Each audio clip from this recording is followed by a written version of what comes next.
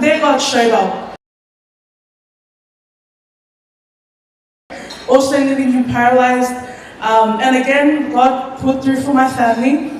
And those are the moments that became the foundation of my faith. They taught me that faith is not built in comfort, but it's built in the moments when you can only depend, rely, and trust in God. And today I stand before you as a living testimony that God is faithful, and little by little, God stretched me beyond what was impossible.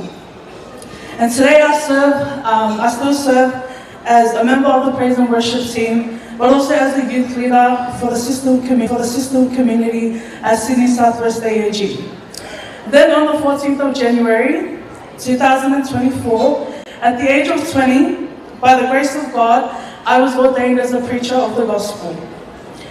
In that same year, I had enrolled in the Samoan Bible College Australia.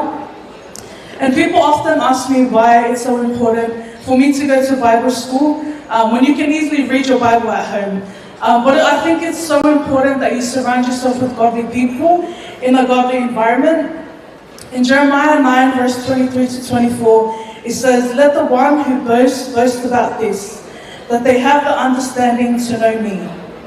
And that verse became personal to me because I realized that knowing God is not the same as really truly knowing Him.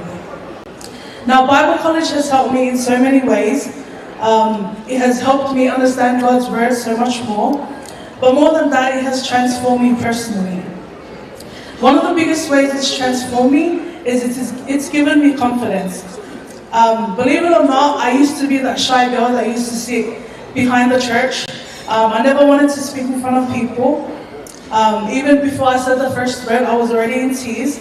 And even when I felt God prompting me to speak, fear would always overcome.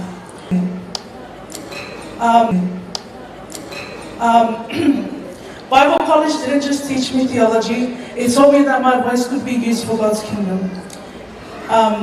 It has also given me something that I truly cherish, which is fellowship. The friendships, the encouragements, learning aside past